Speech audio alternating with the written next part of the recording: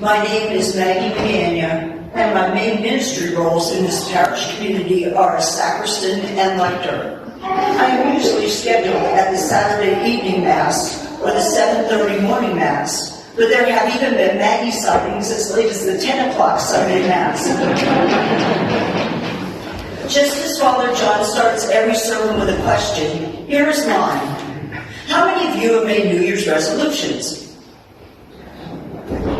Okay. Tough crowd here. How many of you are sticking to those resolutions? Did any of those resolutions concern your parish? Why not?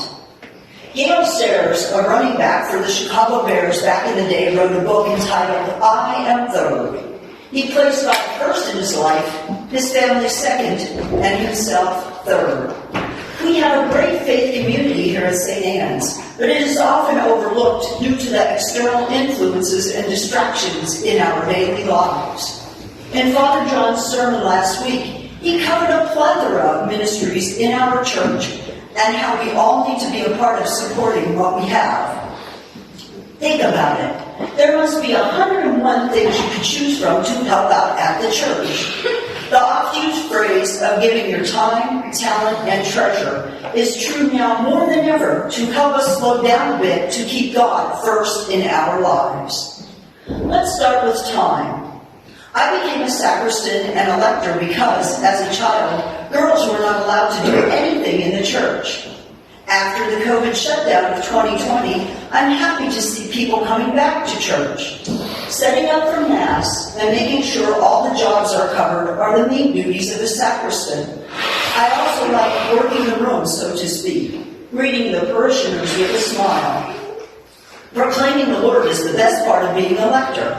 How often do women actually get to speak in any Catholic church? To quote an old phrase, we've come a long way, baby.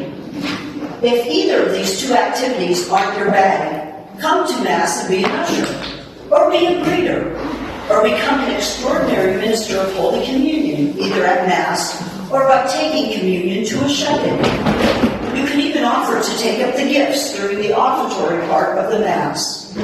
The younger generation can participate fully in the Mass as altar servers.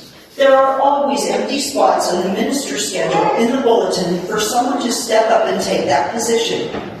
Tiffany and Becky are always working on programs to bring the youth of the church closer to God. Contact them and sign your child up. Next comes talent, which goes hand in hand with your time. How about singing in the choir? Do you enjoy using technology? Sign up to change the TV screens during one of the weekend Masses. The screen sure came in handy when the hymnals were removed during COVID, and they are great aids for visitors to our church or for people who have a hearing impairment. You can also use your profession to help at the church. Are you an electrician?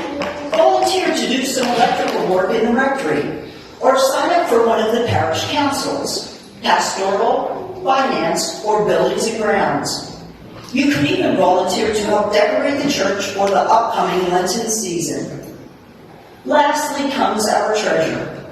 Volunteerism is dying a slow death across our country. Our capitalist society demands payment for everything we do. With our busy lives and families, we often don't have time for ourselves, let alone helping out at the church. I get it. When this happens, even to me, and I'm retired, I say, time to break out the checkbook. The best place to start is with our annual fundraiser, the Costa Cash Club. $100 buys a ticket for an entire year, which equates to less than $2 a week. But I don't gamble, you say. Fine. Put Church of St. Anne on the ticket. You just donated $100 to the church, and if your ticket is drawn, St. Anne's gets another $1,000 as well. No better deal than that. Today, inflation is cutting into our budgets like never before. Just think how much it costs to run this place. Take electricity, for example.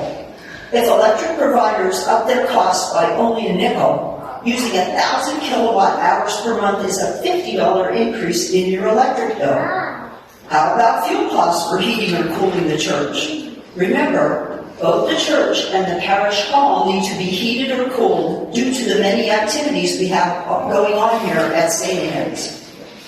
Any large organization, whether it's the SPCA, St. Jude's Children's Research Hospital, or the Wounded Warrior Project, to name a few, need money to operate.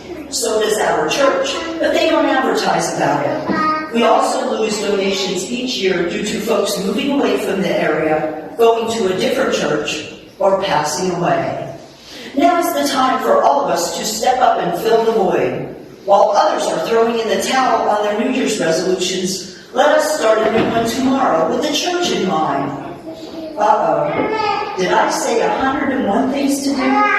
Better make it 99. The jobs of priest and deacon are already taken. Let's keep our parish community on track together.